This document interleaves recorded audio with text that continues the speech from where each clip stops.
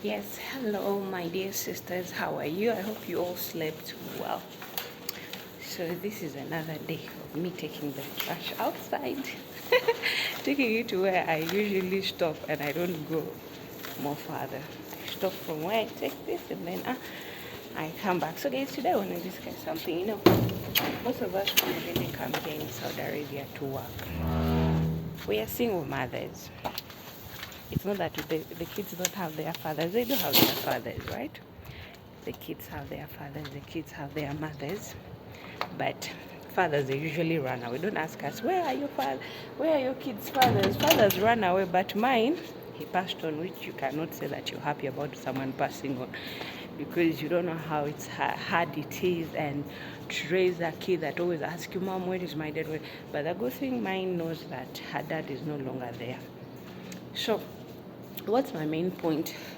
Most of all the average of people who usually come here in Saudi Arabia or UAE or Oman, those people are single mothers and we all come here to hustle and work. But you find some of us have fallen off from the reason why we came here to work. But as for me, I don't fall from what brought me here. I always keep my head high because I know the reason why I came here. I came here for me and my kids. So because I wanted to change my life and also help her through her studies, well, no one is going to help her. It's me who is going to be there to do everything, to run here and there. So I have to do my best and act as a mother and make sure that my kid gets a better life. Someone one time asked me that why would you leave your home Uganda when you guys have food, the weather is good? Yes, being too comfortable won't bring everything on the table, won't pay your school fees, won't pay your rent, won't give you the life that you want. To have a better life, you need to get out of that comfort zone. I know most of you think that when we leave our country, Uganda, it's that we don't love maybe our country or maybe we don't love our kids. Let me tell you, by the time a mother leaves her child behind, you don't know how much she's crying inside to go and raise someone else's kids and to go through the insults. Do you know how it's hard to raise mannerless kids? Guys, I'm telling you, it's hard to raise mannerless kids. It takes bravery in a person to control the anger, not to raise. You know, we Africans, we are used of slapping and kicking and throwing sandals and shoes on our kids. And then you fall into someone's child with no manners. A child insults you. A child orders you anyhow. Bring me this, bring me that. You're a maid. You don't know your job. What are we paying you for?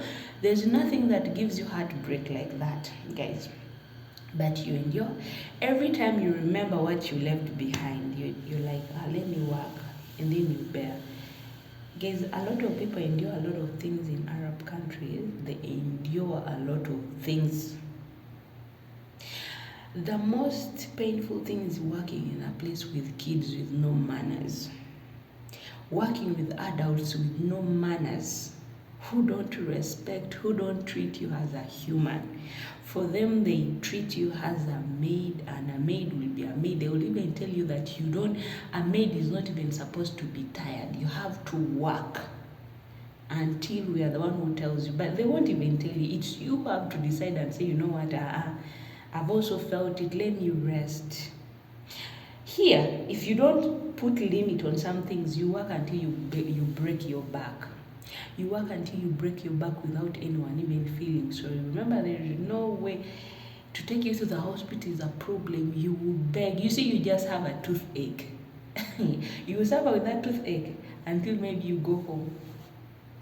Sometimes they will even tell you, I'll bring you money, we take you to the dentist. We don't have money, as a foreigner, as you are our housemate, to take you to the hospital is so expensive. That's what they will tell you. Okay?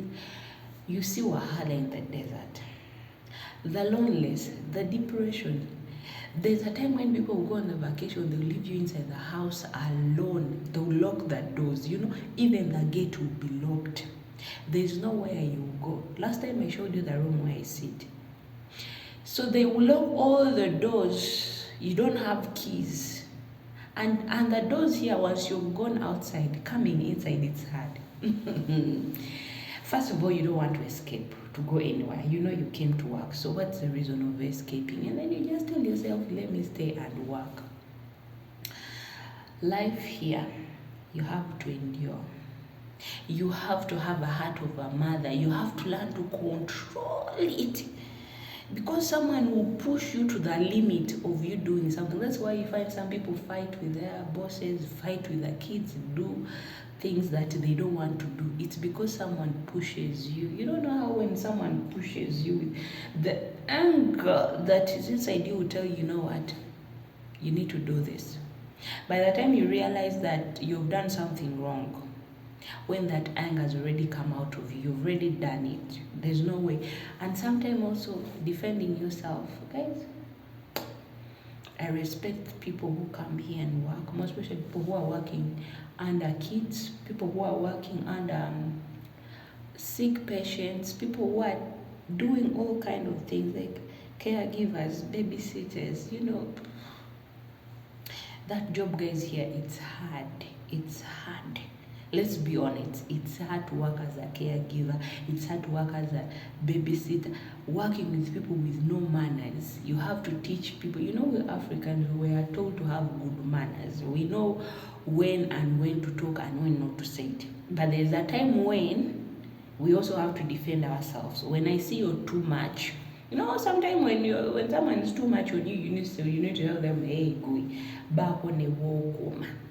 Olwokuba does not mean that you should step on me. Me, I've told you, like and share and subscribe to my YouTube channel, okay?